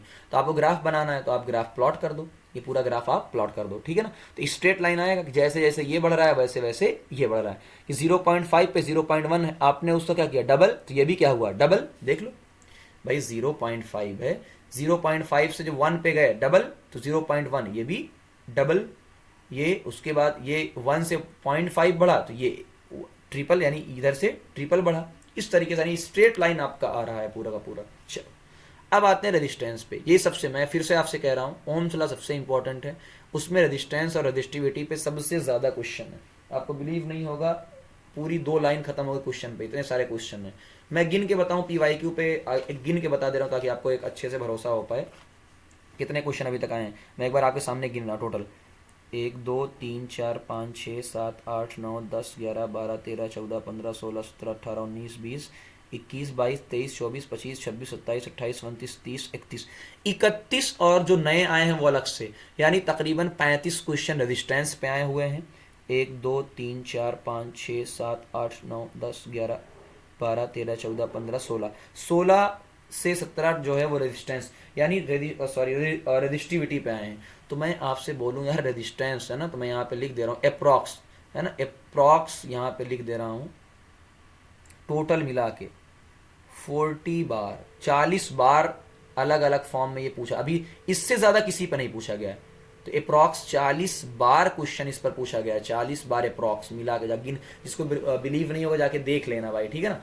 तो ये आपका यानी 40 बार, तो सोच लो कितना इंपॉर्टेंट है, अप्रॉक्स 40 बार क्वेश्चन आया हुआ है इस पे, 40 बार सोच लो, ठीक है ना। टोटल की बात कर रहा हूँ, ये ना समझ रहे हैं उस पर 40 बार आया, टोटल रेजिस्टेंस पे 40 बार आया क्वेश्चन, 40 बार, ठीक। आगे तो रेजिस्टेंस क्या होती है, हमने पहले कहा, resistance property of a conductor that resist the flow of charge, जो चार्ज के फ्लो होने को रोकता है ना। चलो पहली चीज तो ये हो गई, हाँ सर ऐसा कुछ तो हमने पढ़ा था अभी। दूसरा, रेजिस्टेंस का जो फार्मूला है रो एल बाई ए, रो क्या है, रेजिस्टिविटी है, एल का मतलब लेंथ और ए का मतलब एरिया, तो यहाँ से रो क्या हो जाएगा, आर ए बाई एल, ये अभी पढ़ेंगे हम थोड़ी देर के बाद। दूसरा, अब जब रेजिस्टेंस क्या है, रो एल बाई ए, यानी रेजिस्टेंस क्या है, रो एल बाई ए, तो यहाँ आपको दूसरी चीज मिल जाएगी, देखो something that oppose the flow of current, और रेजिस्टेंस कैसे रियल लाइफ में आप देख सकते हो, यहाँ ये है the electrical appliance which is use to oppose the current is called resistor. तो रेजिस्टेंस क्या है, एक प्रॉपर्टी है, तो उस जो है ना, रेजिस्टेंस क्या है, एक प्रॉपर्टी है, तो जो कंपोनेंट होगा वो क्या होगा, रेजिस्टर होगा। तो रेजिस्टेंस प्रॉपर्टी है और रेजिस्टर एक कंपोनेंट है, ये भी आप ध्यान रखना, बहुत सारे लोग यही, तो ये क्या है, ये प्रॉपर्टी, ये तो कंपोनेंट है ना, तो इसे बोलेंगे रेजिस्टर। ये क्या है आपका, रेजिस्टर है या रेजिस्टर, है ना, ये रेजिस्टर, और इसकी जो प्रॉपर्टी होती है उसको क्या बोलेंगे, तो रेजिस्टर की प्रॉपर्टी को रेजिस्टेंस बोलते हैं। तो ये तो रेजिस्टर है, तो जो रेजिस्टर की प्रॉपर्टी है ना, ऐसा नहीं है करोड़ों की माल दौलत है, वो प्रॉपर्टी नहीं, बात समझे ना, जो प्रॉपर्टी उसे क्या बोलेंगे, रेजिस्टेंस, और जिसका मतलब होता है रुकावट, जो रोकने का काम करता है, रेजिस्ट करता है, रेजिस्टेंस रुकावट, ठीक है ना। आगे, अच्छा, वेरिएबल रेजिस्टेंस मैं आपको बता चुका हूं, कई बार ये भी क्वेश्चन पूछा है, variable resistance is the component used to increase और decrease current without changing the voltage, कि अगर आपको वोल्टेज को चेंज नहीं करना है फिर भी करंट को, है ना, देखो एक बात समझना मेरी,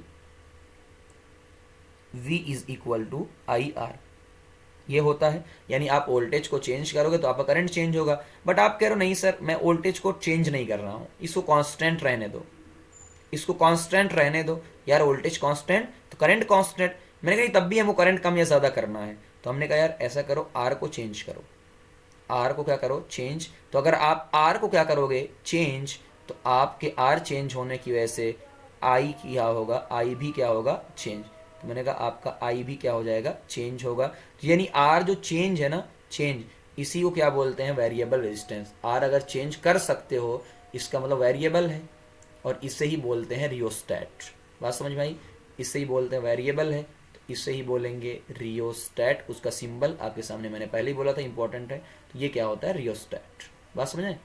इस तरह तो आपको एक्सप्लेन किया जा सकता है कि ऐसा कैसे। चलो, फैक्टर अफेक्टिंग द रेजिस्टेंस। अब कौन कौन से फैक्टर होते हैं, तो आपने अभी फार्मूला पढ़ लिया है। आर मैं यहाँ फिर से एक बार लिख देता हूँ कि R is equal to rho L upon A. यानी जैसे जैसे, अच्छा रो को अभी हटा देते हैं, हटाने का मतलब अभी बात नहीं करेंगे, आगे बात करेंगे अच्छे से। R directly proportional to length, length की बात जब करेंगे तो यानी R directly proportional to length.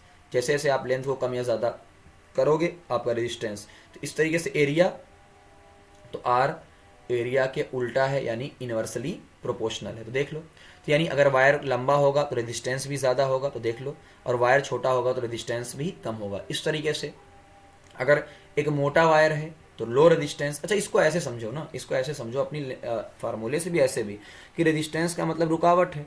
अब यार आपको लंबी दूरी तय करना है, आपको लंबी दूरी तय करना है तो ज़्यादा रुकावट पैदा होगी, यानी लेंथ ज़्यादा तो रुकावट ज़्यादा। और एक मोटा वायर है, एक मोटा वायर है तो आप आसानी के साथ उसके अंदर जा सकते हो, अटकोगे नहीं, तो आप आसानी के साथ फ्लो हो जाओगे, तो रुकावट कम है तो रेजिस्टेंस कम है। बट यहाँ जो नीचे अब कुछ चीज़ें मैं लिखा हूँ, सबसे ज़्यादा इंपॉर्टेंट चीज़ें यही भैया, सबसे ज़्यादा समझना। मैं आपके सामने पहला इधर करता हूँ, R cut into two equal part, कि आपने रेजिस्टेंस को दो इक्वल पार्ट में कट कर दिया है। दो इक्वल पार्ट का कट करने का मतलब क्या भाई, आधा आधा कर दिया, यानी उसकी लेंथ को L/2 आधा आधा कर दिया, तो रेजिस्टेंस भी क्या हो जाएगा, आधा आधा। दो इक्वल पार्ट का मतलब क्या हो गया, आधा आधा। तो अगर आपने लेंथ को क्या कर दिया है, आधा आधा आधा, तो आपका रेजिस्टेंस भी क्या हो जाएगा, आधा आधा। ठीक है ना, चलो आगे। और अगर आपने 5 इक्वल पार्ट में कम कट कर दिया है, तो यानी L/5 L/5 L/5 L/5 L/5, भाई 5 अलग अलग पार्ट में कट किया। 2 पार्ट का मतलब L/2, 3 पार्ट का मतलब L/3, 4 का मतलब L/4, 5 का मतलब L/5। तो आपका रेजिस्टेंस भी क्या हो गया, R/5 R/5 R/5 सबका। और अगर आपने लेंथ को डबल कर दिया तो कोई मसला नहीं, रेजिस्टेंस भी डबल हो जाएगा। एरिया करो, तो अच्छा ये वायर है, ये क्या है, वायर। तो वायर का एरिया क्या है, पाई आर स्क्वायर, वायर का एरिया पाई आर स्क्वायर। पाई तो कांस्टेंट है, यानी आपका एरिया आर स्क्वायर पर डिपेंड करेगा, आपका एरिया आर स्क्वायर पे। अच्छा आर दे या डायमीटर दे, कोई मसला है, कोई दिक्कत नहीं है। तो बहुत सारे बच्चे कंफ्यूज होते हैं, तो मैथ पढ़ लेना आप सही से, है ना, मैथ वाले सर आपको बढ़िया से पढ़ाएंगे। तो आर और डायमीटर आपको, है ना वहाँ, तो आर और डायमीटर तो एक ही चीज़ है ना, R is equal to to क्या नाम है, डायमीटर का आधा होता है। तो अगर आप आर या डायमीटर को चेंज करोगे तो एरिया चेंज होगा। चलो, तो अगर आप आर या डायमीटर को डबल कर रहे हो, है ना, तो आर को डबल करोगे तो एरिया क्या हो जाएगा, आर का स्क्वायर यानी 2 का स्क्वायर यानी 4 टाइम। इसी तरीके से अगर आप इसको हाफ करोगे यानी 1/2, तो 1/2 का स्क्वायर यानी 1/4 टाइम।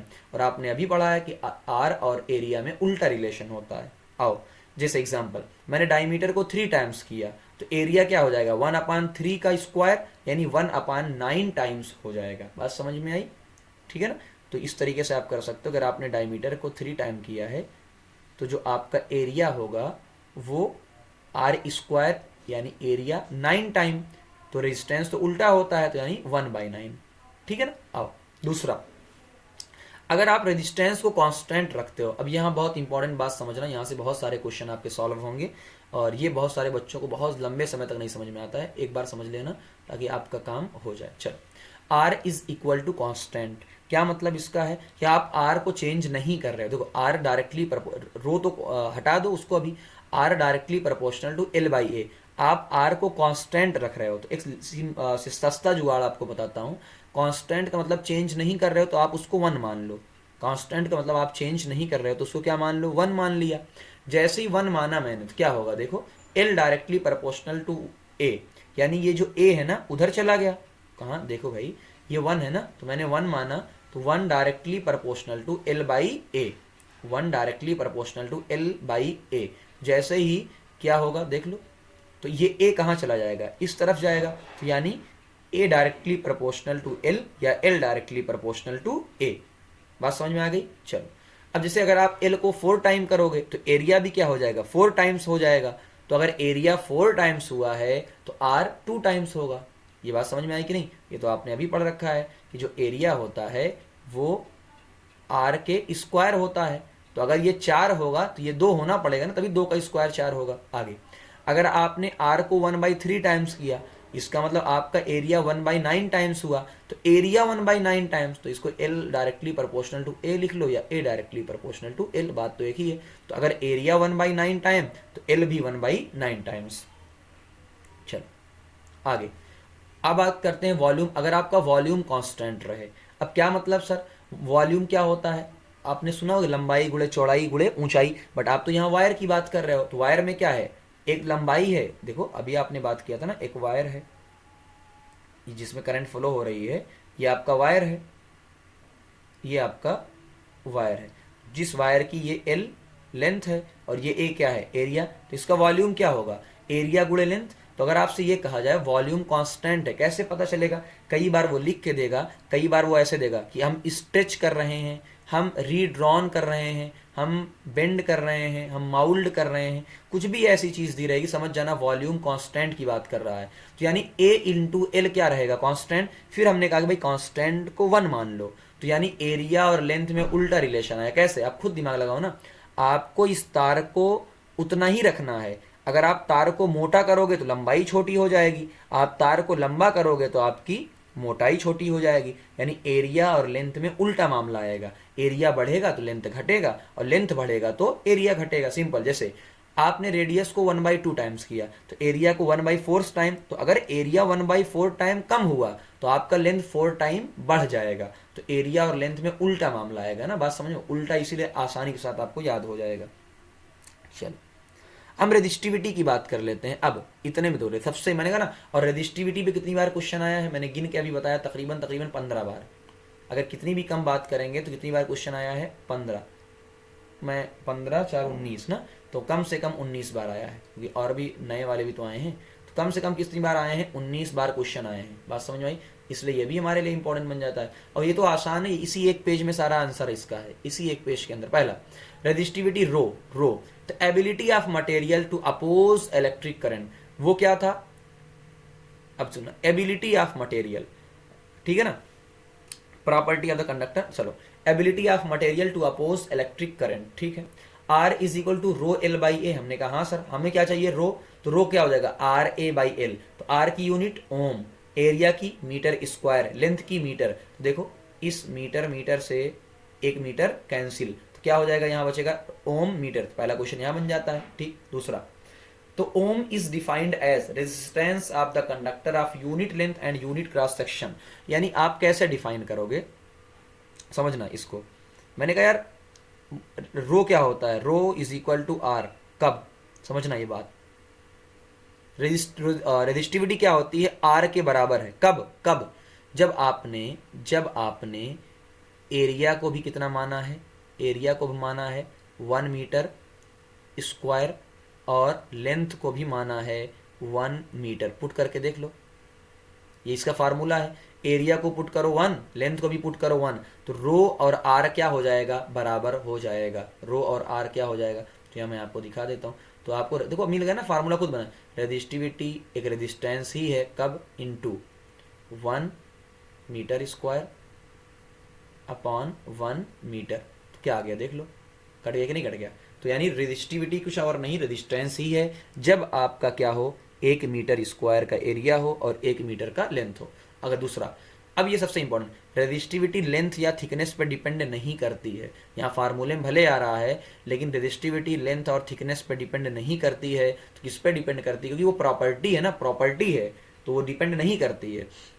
नेचर ऑफ मटेरियल पे डिपेंड करती है, कौन सा मटेरियल आप यूज़ कर रहे हो और किस टेम्परेचर पे उसको रख रहे हो। जैसे एग्जांपल, मेटल और अलॉय, इनके अंदर आपने सुना होगा ना, मेटल और अलॉय के अंदर आसानी के साथ करंट फ्लो हो जाती है, यानी इनकी रेजिस्टिविटी कम होती है, इसीलिए इन्हें गुड कंडक्टर कहा जाता है। इंसुलेटर की बहुत ज़्यादा रेजिस्टिविटी होती है, इसीलिए बैड कंडक्टर कहा जाता है। दूसरा सबसे इंपॉर्टेंट पॉइंट, सबसे इंपॉर्टेंट मैं पॉइंट कहूँ तो ये वाला है, जिसपे सबसे ज़्यादा क्वेश्चन आए हुए हैं। है ना, वो क्या है, ये वाला, कि जो एलॉय होता है बेटा, एलॉय, जो एलॉय होता है उसकी रेजिस्टिविटी प्योर मेटल से ज़्यादा होती है, तभी अप्लायंस बनाने के अंदर एलॉय का यूज़ किया जाता है। बात समझ में आई? तो ये क्वेश्चन है, अब सारे देख लो। तो ये अगला रेजिस्टेंस और रेजिस्टिविटी में जो पूछा जाता है, ये देख लो सामने आपके, कौन किस पे डिपेंड करता है कौन नहीं करता है, ये आपके सामने लिखा हुआ, तो एक बार पढ़ के देख लो। फिर हम क्वेश्चन की शुरुआत करने जा रहे हैं, सारे क्वेश्चन आपके करवा दूंगा, देख लो। अब क्वेश्चन की तरफ चलते हैं, मोस्ट इंपॉर्टेंट क्वेश्चन जहाँ जहाँ होगा। पहला क्वेश्चन 5 नंबर वाले में क्वेश्चन देखो क्या क्या आपको दिया हुआ है, देखो ध्यान से। आपसे कह रहा है define resistance of a conductor, तो हमने डिफाइन कर दिया, resistance is the property of the conductor, ये ऑलरेडी हो चुका है। State the factor on which resistance depend, तो हमने कहा हाँ यार 4 फैक्टर पे डिपेंड करता है। अच्छा हाँ हाँ सॉरी 2 पॉइंट तो मैं भूल ही गया आपके सामने। हाँ ये नेचर ऑफ द मटेरियल 2 हो गया, रेजिस्टेंस किस पे डिपेंड करता है, लेंथ और एरिया पे, तो हमने बता दिया था। तीसरा नेचर ऑफ द मटेरियल, यानी ये वायर किस चीज़ से बना है उस पर भी डिपेंड करता है, जैसे सिल्वर है, कॉपर है, इनका रेजिस्टेंस कम होता है, वहीं पर टंजस्टन का रेजिस्टेंस क्या होता है, ज़्यादा होता है। सिल्वर का सबसे कम होता है, इसलिए सिल्वर को बेस्ट कंडक्टर माना जाता है। टेम्परेचर, ये टेम्परेचर के बढ़ाने से रेजिस्टेंस भी बढ़ जाता है, ये भी आई थिंक PYQ में आया हुआ है, कहीं आपको मिलेगा। चलो अब आओ क्वेश्चन आगे हो गया, आगे तो पूरी बता ही दिया मैंने। उसके बाद आपसे एक क्वेश्चन कहलवाया जा रहा है कि एक वायर आपको दिया हुआ है 50, तो वही एक फार्मूला लगाना, R is equal to rho L by A आपका निकल जाएगा। बात समझ में, R is equal to rho L by A, ये फार्मूला। अगला ये क्वेश्चन मैंने अच्छा इसलिए लिया जानबूझ के, क्वेश्चन बहुत अच्छा है, इसको देखना। आपसे कह रहा है रेडियस दिया है 1/2, है ना, रेडियस आपको कह रहा है कि अगर मैं हाफ कर दूं, तो मैंने कहा यार अगर रेडियस को हाफ करोगे तो एरिया 1/r², यानी एरिया 1/4 टाइम होगा, यहाँ तक कोई दिक्कत नहीं, कर लिया। तो आपका रेजिस्टेंस क्या होगा 1/a, यानी 1/4, 1/1/4, यानी आपका रेजिस्टेंस 4 टाइम हो गया। ये तो हमने पहली बात के लिए सॉल्व करना आता ही है। तो according to the Ohm's law, according to the Ohm's law V is equal to IR। तो आपने कहा कि यार यहाँ कुछ दिया नहीं है, इसका मतलब वोल्टेज की बात नहीं कर रहा है, यानी वोल्टेज कांस्टेंट है। हमने कहा यार वोल्टेज कांस्टेंट है, इसका मतलब ये है कि अगर आप रेजिस्टेंस को बढ़ाओगे तो करंट कम होगी, करंट को बढ़ाओगे तो रेजिस्टेंस कम होगा। तो आपको क्या दिया कि आपने रेजिस्टेंस को 4 टाइम बढ़ा दिया है, तो करंट 4 टाइम क्या हो जाएगी, कम हो जाएगी। करंट क्या हो जाएगी, 4 टाइम कम हो जाएगी। बात समझ में आई?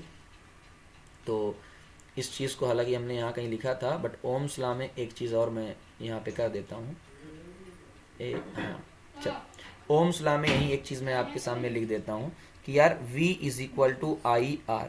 तो मैं यहाँ पे लिख देता हूँ V is equal to IR, और आपसे ये कहा जा रहा है कि अगर आप V को चेंज नहीं करते हो, यानी आप अगर V को, हालांकि हमने बात किया था बट फिर भी, अगर आपने V को कांस्टेंट किया, तो कांस्टेंट का मतलब क्या मानो, मैंने कहा कांस्टेंट को 1 मानो, मैंने माना तरीका, तो 1 is equal to I into R।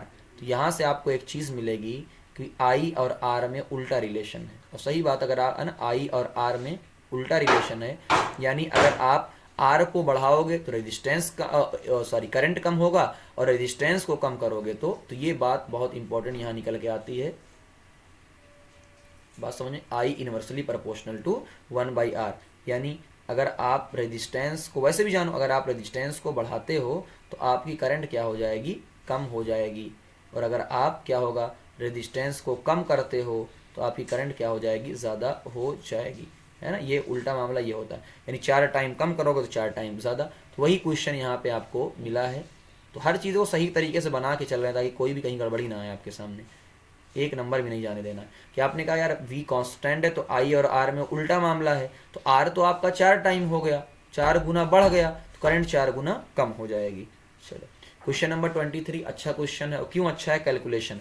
तो आपको जो जो दिया है ना, जो जो दिया लिखो। आपको दिया है R is equal to 0.01 centimetre. सबसे बड़ी गलती बच्चा यहीं होती है, सबसे बड़ी गलती यहीं पे होती है।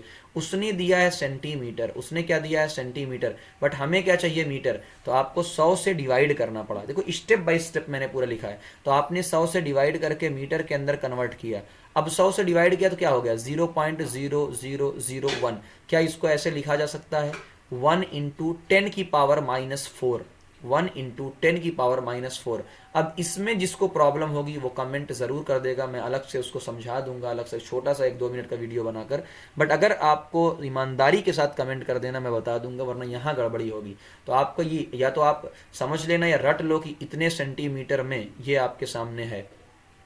तो R is equal to 10 ohm ये आपको दिया, बट क्या लगाना है, सिर्फ R is equal to rho L by A. तो आप L पूछा है, L पूछा है तो आप क्या करोगे, एरिया को उधर मल्टीप्लाई करोगे तो आर ए बन जाएगा, एल से डिवाइड करो, सॉरी, और रो को डिवाइड कर दोगे, और एरिया कितना होता है पाई आर स्क्वायर।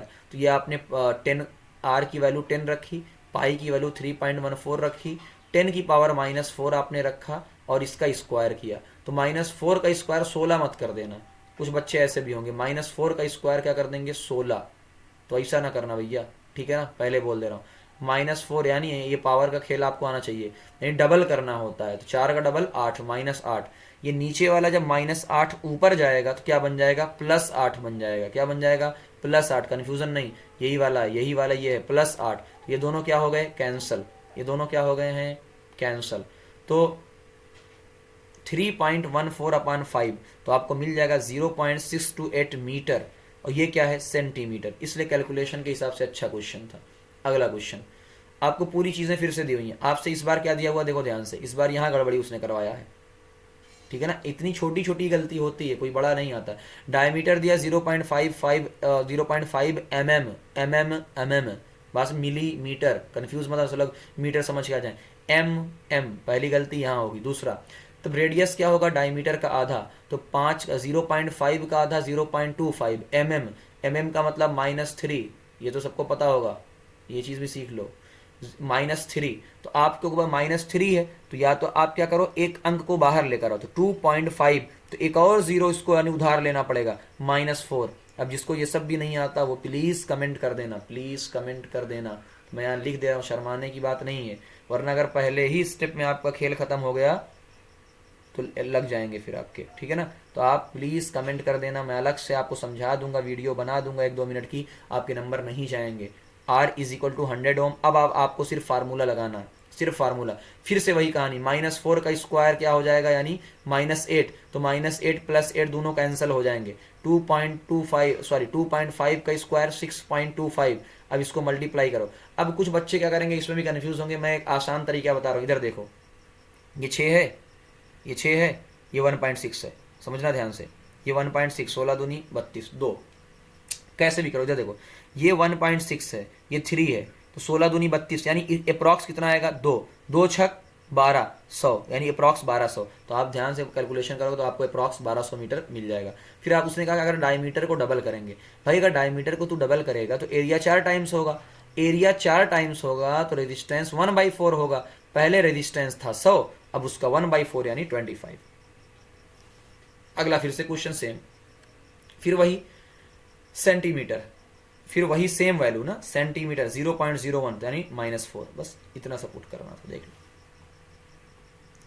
अब खाली क्वेश्चन देखते चलो, लिस्ट द फैक्टर रेजिस्टेंस। अब मैं इस पे थोड़ी देर रुका हूं, आप खाली क्वेश्चन देख लो, है ना। ये वाला क्वेश्चन देखो, इसका बी वाला क्वेश्चन देखो ध्यान से।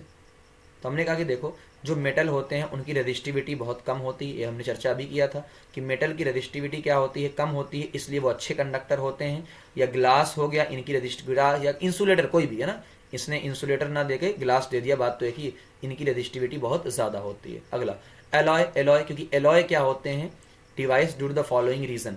एलॉय को आप यूज़ क्यों करते हो कि एलॉय का हाइयर रेजिस्टिविटी होती है, उनकी रेजिस्टिविटी क्या होती है, ज़्यादा, तो ज़्यादा हीट मिलेगा हमको, ठीक है ना, हीटिंग डिवाइस में ज़्यादा हीट मिलेगा। और एलॉय ऑक्सीडाइज नहीं होते हैं, एलॉय ऑक्सीडाइज नहीं होते हैं। तो अगर आपको 2 पॉइंट मिल जाए तो मुझे लगता है यही आपको बार बार क्वेश्चन आएगा, सबसे ज़्यादा वीआईपी क्वेश्चन यही है, तो मैं स्टार लगा। आगे फिर एक क्वेश्चन आया, how is the resistivity of alloy compare to pure metal. तो फिर हमने कहा कि जो रेजिस्टिविटी होती है एलॉय की ज़्यादा होती है उसके प्योर मेटल से, तो इसलिए कॉन्स्टेंटेन जो कि एक एलॉय है उसका कॉपर से, यानी उस जो जिस कॉपर और निकिल से मिलकर बना है, कॉपर से ज़्यादा होगी। बस अगला क्वेश्चन देखना, ये क्वेश्चन में अच्छी कैटेगरी में मैंने इसको डाला है।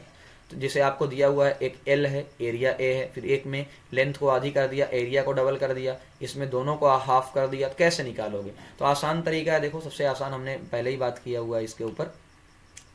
R is equal to rho L by A. Rho तो चेंज हो नहीं रहा है, पहला वाला तो सेम रहा। दूसरे वाले में बी वाले में देखो, बी वाला है ना, ये बी वाला दिया हुआ है आपको क्या, रो, ठीक, लेंथ को आधा किया, एरिया को डबल किया। ये टू कहाँ आएगा, नीचे। ये टू कहाँ आएगा भाई, इसे डिवाइड करना तो आता ना, टू एल बाई टू है तो टू कहाँ आएगा, नीचे। तो क्या बन गया, 4। यानी रो एल बाई ए तो है, साथ में 1/4 है, इसमें 1/4। ये क्या है, एल बाई टू और ए बाई टू।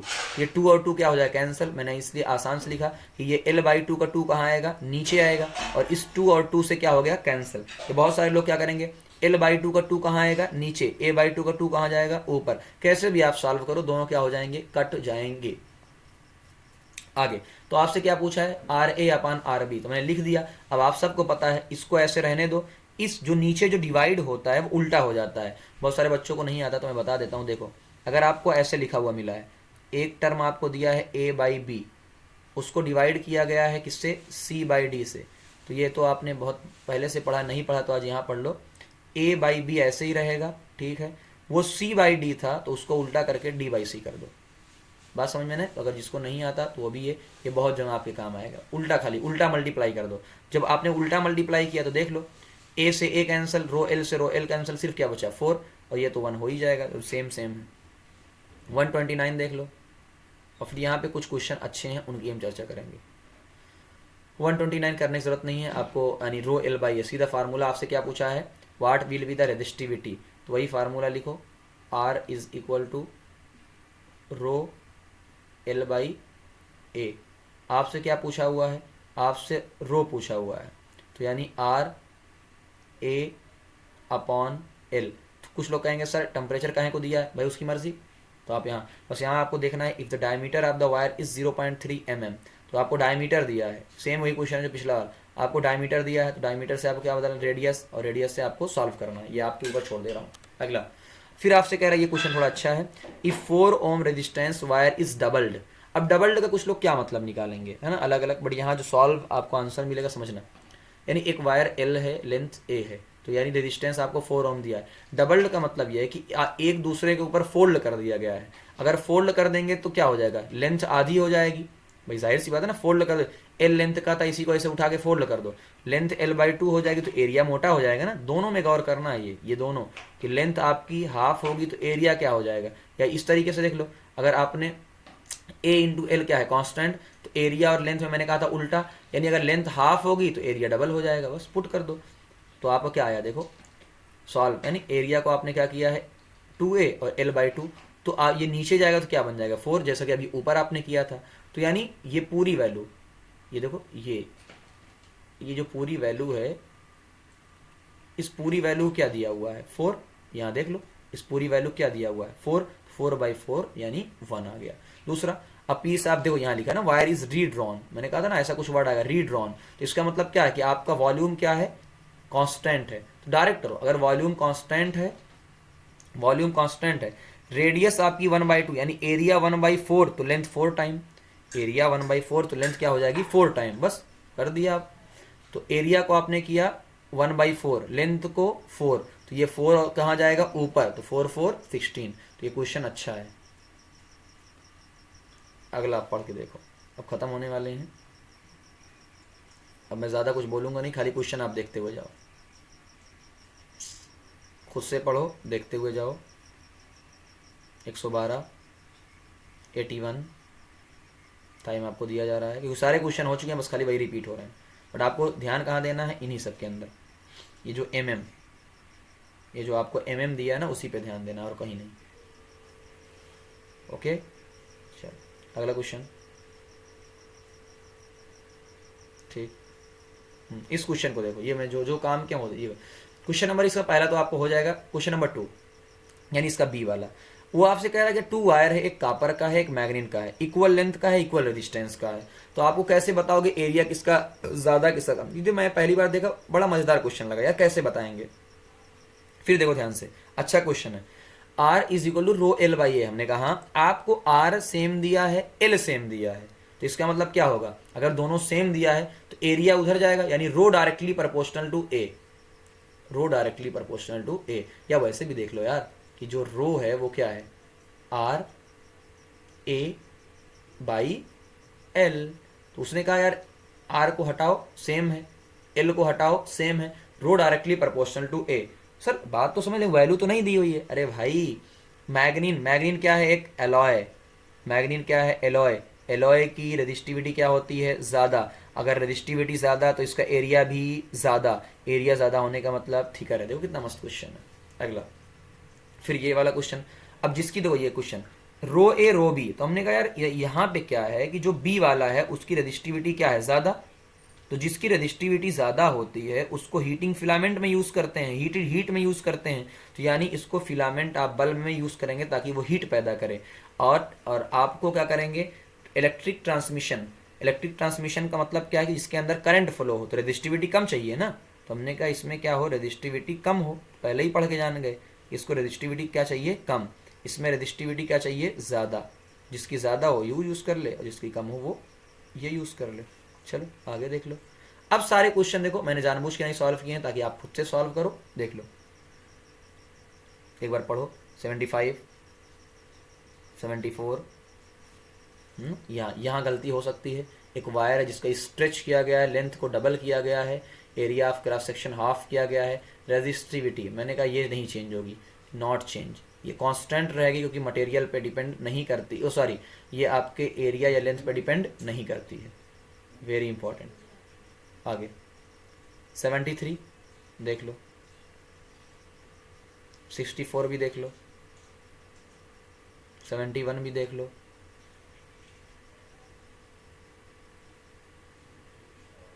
हो गया, चल 65 देख लो, 66 देख लो, है ना। ये सारी चीज़ें आप देख लो, जहाँ आपको ना समझ में आए बताना, मतलब आई मीन कमेंट कर देना। चल देख लो, ठीक। अच्छा ये क्या है, आपका heavy current pass through it for the 30 second. जैसे यहाँ पे एक चीज़ आपको दिया हुआ है ना 30 सेकेंड, तो अगर आप देर तक पास कराओगे तो हीट हो जाएगा, और हीट बढ़ने से टेम्परेचर बढ़ेगा तो रेजिस्टेंस भी क्या हो जाएगा, चेंज हो जाएगा। ठीक, तो आपसे ये कहते हैं इस क्वेश्चन में ये वाला है आपका है कि अगर लंबे समय तक आप बढ़ाओगे तो हीट हो जाएगा, है ना। करंट अगर आप बहुत लंबे समय तक हैवी करंट फ्लो कराओगे हीट होगा, हीट होगा तो टेम्परेचर क्या होगा, बढ़ेगा, और टेम्परेचर के बढ़ने से रेजिस्टेंस भी क्या हो जाएगा, बढ़ेगा, और इसमें कोई फर्क नहीं पड़ेगा। तो एक क्वेश्चन है 2016 का, देख लो। ओके 53 देखो, 40 देख लो, कोई काम, 55 देख लो, सारे आराम से हो चुके हैं। 42 देखो, 41, हाँ 46 देख लो। ये क्वेश्चन एक साथ है, हालांकि कोई ज़रूरत नहीं है इसकी, बट मैं जानबूझ के दोनों भाई भाई को एक साथ मैंने कर दिया है। दोनों क्या है, एक में लेंथ ज़्यादा किया है, तो यहाँ देख लो circuit diagram, A B cross section same material, A is longer than B, यानी ए का अगर है रेजिस्टेंस, ए लॉन्गर है, तो आपने कहा यार अगर ए लॉन्गर है तो यानी आर इसका क्या होगा, ज़्यादा होगा। तो अगर रेजिस्टेंस ज़्यादा होगा तो एमीटर की रीडिंग क्या आएगी, कम, है ना। अगर रेजिस्टेंस ज़्यादा होगा तो करंट क्या हो जाएगा, कम। तो मैंने कहा अगर रेजिस्टेंस ज़्यादा है तो करंट क्या हो जाएगा, कम। इस वाले का बात समझ में आई। यहाँ अगले वाले में इसने कहा क्या है, A is thicker than B, A क्या है, थिकर है, मोटा है, यानी इसका एरिया ज़्यादा है। तो अगर ए का थिकर है तो यानी आर क्या हो जाएगा, कम, तो इसकी करंट क्या हो जाएगी, ज़्यादा। तो एमीटर यानी इसमें करंट क्या हो जाएगा, ज़्यादा होगा। तो आप पढ़ के इतना ही से रीज़न, और कुछ नहीं है। तो A2 A1 में करंट क्या हो जाएगा, ज़्यादा होगा, है ना। इतना ही आसान था, खाली बस वो फुसलाया बहलाया है। 45 देखो,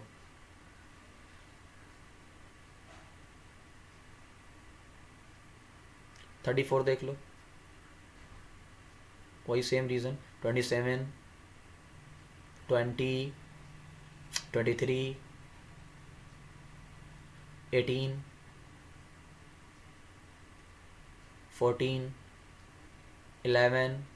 थैंक यू, ठीक है ना। तो ये सारी चीज़ें हैं। तो आप प्लीज़, आप लोगों से रिक्वेस्ट है, कैसा लगा आपको वीडियो, आप ज़रूर इस चीज़ को बताइएगा, ताकि अप्रिशिएशन ना सही लेकिन आप बता सकते हैं कैसा है वीडियो, ठीक है ना। चलिए मिलते हैं फिर कभी। Thank you very much. अभी पार्ट 2 भी आना बाकी है, ये सबसे इंपॉर्टेंट था इसलिए मैंने आपके सामने करवा दिया। थैंक यू, फिर मिलते हैं।